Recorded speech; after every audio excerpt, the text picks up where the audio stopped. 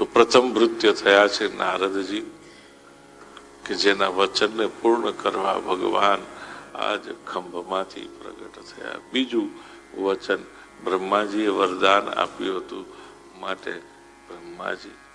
ત્રીજું વચન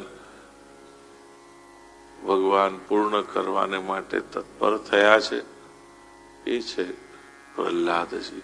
એને પૂછ્યું કે તારો ભગવાન બધે છે તો મને આ થાંભલામાં કેમ નથી દેખાતો? ક્વાસૌ યદી સ સર્વત્ર કસ્માત સ્તંભે ન દ્રશ્યતે.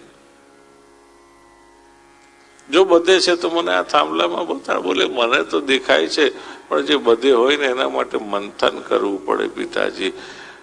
ઘી શેમાંથી બને છે? બોલે દૂધમાંથી. તો કે દૂધમાં બતાડો. તો બોલે એમ થોડું દેખાય, તો પ્રક્રિયામાંથી પસાર થવું પડે, મંથન કરવું પડે, તો એમાં પછી ઘી દેખાય, માખણ દેખાય.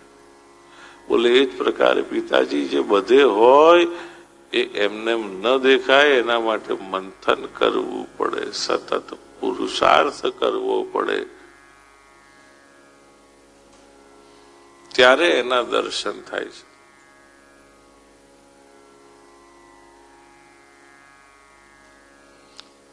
પ્રહલાદજી સમજી ગયા કે જો આ ગરમ ગરમ તપતા થાંભલા ઉપર કીડીઓ ફરી શકતી હોય તો મારો ભગવાન મને સંકેત આપે છે કે હું તારી જોડે છું, તું ચિંતા કર નહીં.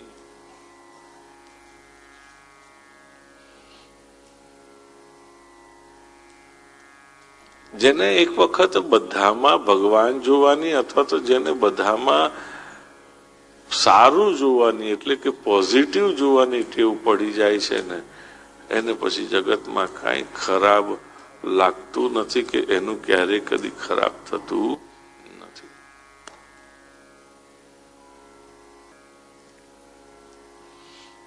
બસ જે રીતે આપણને ખરાબ જોવાની ટેવ પડી ગઈ છે, એ રીતે આપણને સારું જોવાની ટેવ પડી જાય એ જરૂરી છે.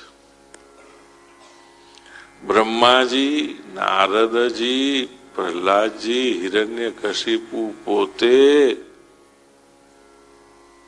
ક્યાં છે તારો ભગવાન? મને બતાડ.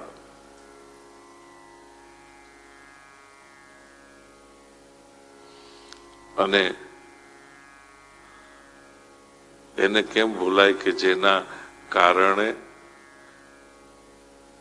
સનત કુમારોના કારણે આ જય વિજયને શાપ મળ્યો છે, અને એ પૂરું કરવા ભૂતલ ઉપર 3 વખત અસુરીઓની લઈને આવવું પડે છે, અને એમાં પ્રથમ છે હિરણ્યકશિપુ.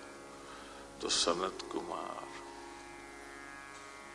નારદજી, બ્રહ્માજી, સનત કુમારો, પ્રહલાદજી અને 5મા હિરણ્યકશિપુ પોતે.